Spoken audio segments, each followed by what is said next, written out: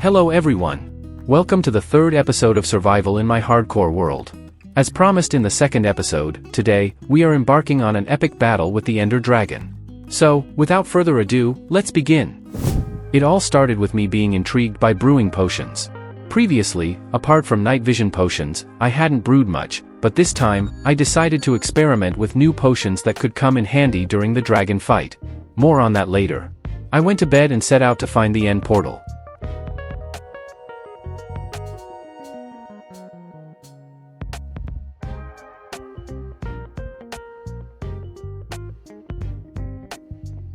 As I left my village, a cat spawned in front of me. I wanted to tame it but remembered the fate of all my previous cats in earlier episodes. I accidentally killed my own cat and decided not to put this cute creature through such trouble. So, I continued on my quest for the end portal. During my journey, I avoided sleeping to spawn phantoms and collect phantom membranes for slow-falling potions. I expected the search to be long since it usually took me quite a while to find the portal. However, this time I got lucky. Just about 700 blocks away, I noticed the ender pearl flying backward, signaling that the portal was close. I was thrilled because it meant I could create a tunnel connecting the portal to my village. I also planned to build my main house near the portal, close to the village where I was developing. However, this was the only moment of luck I had in this video. The rest is filled with a lot of fails. I descended into the stronghold, looted the treasures, especially in the library, and found the portal. At this point, I wasn't ready to fight the dragon, mainly because I lacked enough pearls to activate the portal. So, I built a nether portal and ventured into the Crimson Forest to gather pearls. It took me a few days to find it, and the forest I found was quite small. Despite this, I managed to hunt endermen and collect the pearls before returning home. Back at my base, I focused on potion brewing. I aimed to collect phantom membranes, but the first phantom was killed by golems. Moreover, I learned that the number of phantoms depends on how many nights you haven't slept. Realizing more phantoms wouldn't spawn, I brewed other potions: night vision, swiftness, jump boost, and fire resistance. On the second night, I finally managed to kill some phantoms and brew slow-falling potions.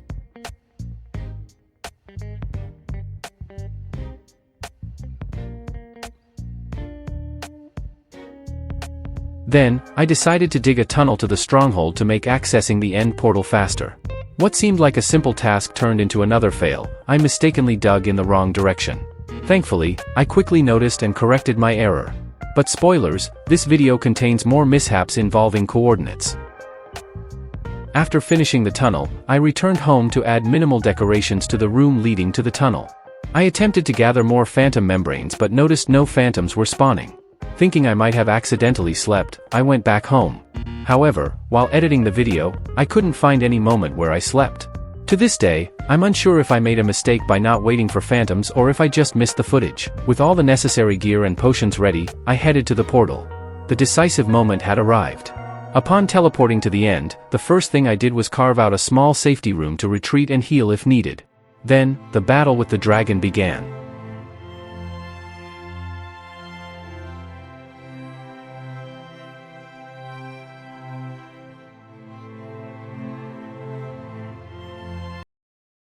It was at this moment he knew. He fucked up.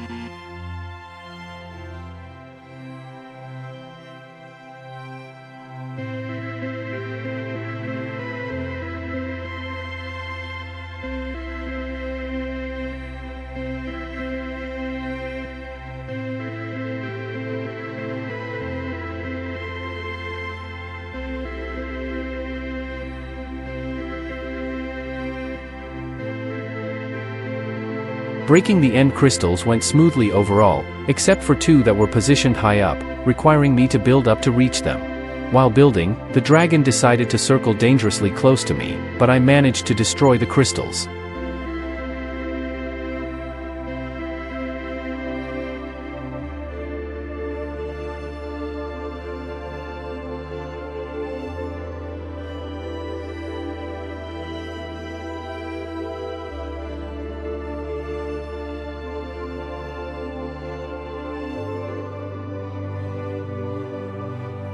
When it shot its fireball, I collected the dragon's breath in bottles for future use in brewing lingering potions.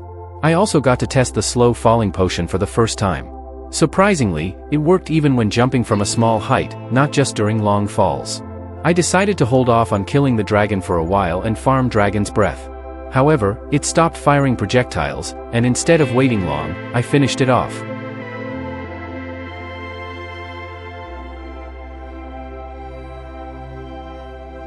Afterward, I ventured out to find Elytras.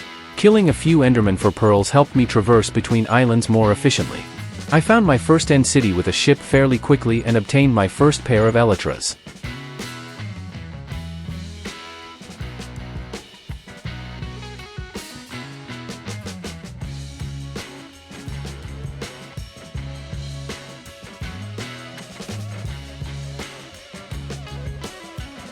I continued exploring, aiming to gather backups, which proved to be a wise decision later.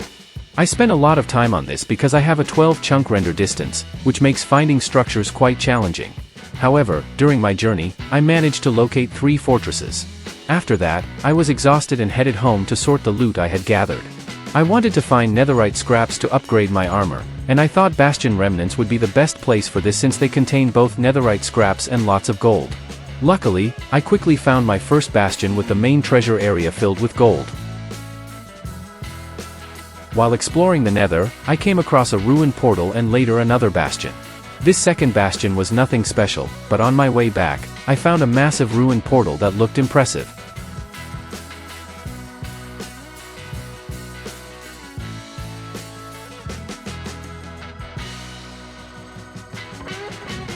I spent a lot of time flying until, at one point, I fell into lava. Fortunately, I was prepared and had brewed fire resistance potions. It was an intense moment. I thought the game lagged, causing me to fall. But when I climbed out, I realized my elytra had broken. That's when I was grateful for having a backup. After spending a lot of time and finding a third bastion with nothing notable, I returned home and decided that searching bastions wasn't the most efficient way to find netherite scraps. I switched to using the classic bed explosion method. Though I used 9 stacks of wool, I only found 36 scraps. Still, progress is progress. The mining was exhausting, and when I tried to return, lava blocked my way.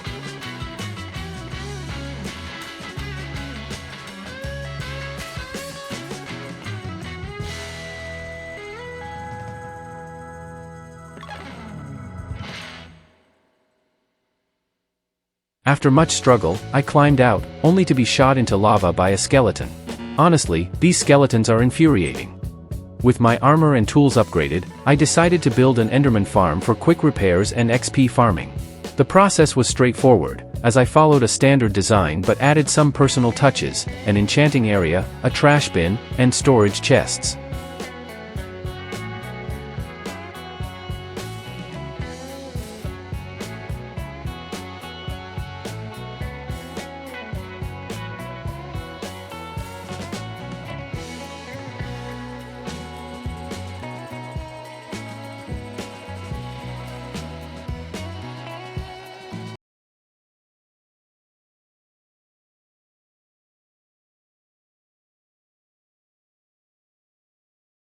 Everything went smoothly until it came time to spawn an endermite. The first one died because of my thorns enchanted armor.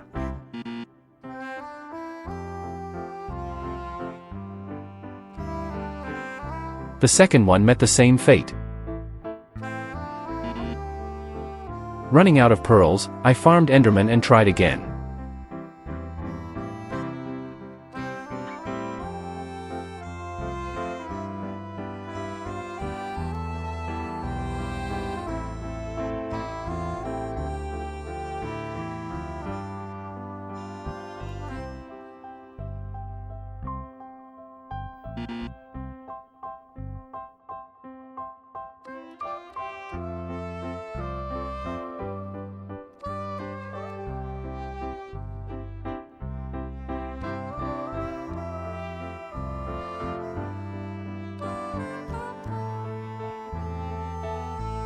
After several failed attempts, I finally spawned an endermite, only to realize I had forgotten to name it with a name tag.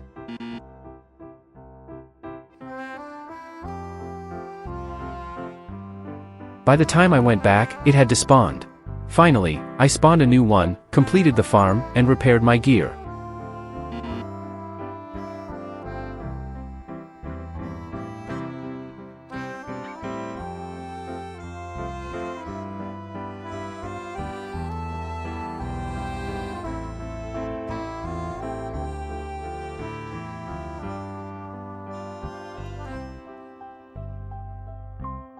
Then I wanted to rob the ocean monument. The last time I did it was many years ago in survival mode, and it didn't go very well.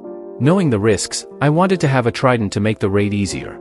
I flew to the Palace of Trials, which I had previously robbed, hoping to find what I needed, but the sinister vault could not be opened twice. I increased the cartographer level in the new village and received a new map. The raid was successful, but the trident was not there. Later I read on the internet that the trident could only be knocked out in a simple crypt, not in a sinister one, and simple vaults, as you already understood, I did not open to save time. Stupid! I remembered that I had once seen a video where a man traded a trident for a drowned nautilus shell. I checked this information on the internet. It says that it is indeed possible. The problem was, however, that you could do this when the drowned man wasn't attacking anyone. So I created a separate world in creative mode, took an invisibility potion, and started testing my strategy. Overall, the strategy would probably work, but the problem was that the drowned man wouldn't trade the trident for the nautilus shell. I couldn't figure out why he wasn't trading, so I went online to double-check. When I read it again, I saw that at the end of the sentence, in small print, it said that trading could only be done on the Bedrock version, and as you might have guessed, I'm playing the Java version. Stupid! There were no other options, so I wanted to make a potion of water breathing and try to loot an ocean monument without a trident. To save time, I decided to find a pufferfish near the monument. I flew to search for the monument, and along the way, I found an ice biome. I knew I needed ice, so I stopped and mined some into shulkers. After that, I flew about 4,000 blocks east, only to realize I needed to head west. I turned around and eventually found the monument. The only problem was that the monument was near the ice biome, and pufferfish only spawn in warm waters. I didn't want to go back empty-handed after wasting so much time on the coordinate mistake, so I decided to try looting the temple without a trident or potion. To my surprise, it was much easier than I thought, and the Elder Guardian had very little health. I had always thought it was much harder to kill. The only issue was I forgot about the fatigue effect that applies when swimming near it. On the other hand, I remembered the effect can be removed with milk. So, I flew to the nearest land and found a cow. I realized I was standing at the border between rain and snow, and I liked the view. I continued looting the ocean monument for sponges. I thought sponges could only be dropped by Elder Guardians. However, while gathering milk, I read online that sponge rooms spawn in ocean monuments, which excited me because I had always wondered where other players got so many sponges if they could only be dropped by the Guardians. I collected the milk and waited for the fatigue effect to wear off so I could grab my shulkers, but after a few seconds, I realized I was waiting for nothing, as I could drink the milk to remove the effect. I went back to the ocean monument to find a sponge room, but I didn't find one in that monument.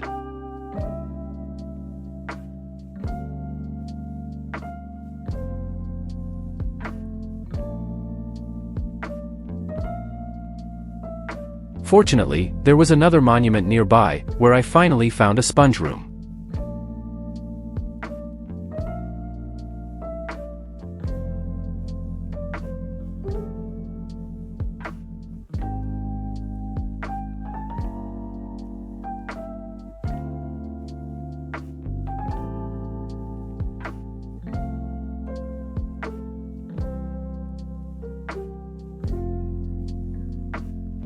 I flew back home, and you might be wondering why I crashed into a tree. The answer is simple: I didn't see it. Why? Because my laptop is so weak that it barely loads new terrain when I fly somewhere, and I had to wait a long time before anything loaded. This is the main reason why my videos take longer to come out, because I simply need to spend a lot of time rendering the video, and then editing it in a program where everything lags.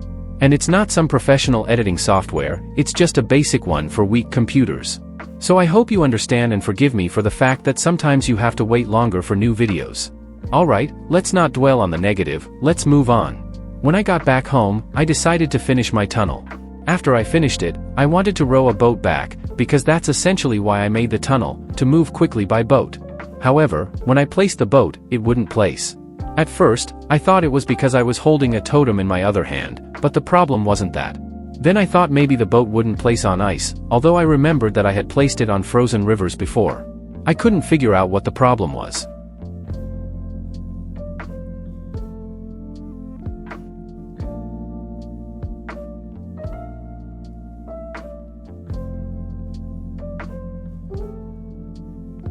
When I finished the tunnel from the other side, I placed the boat and wanted to row onto the ice, and at that moment, I finally realized why the boat wouldn't place.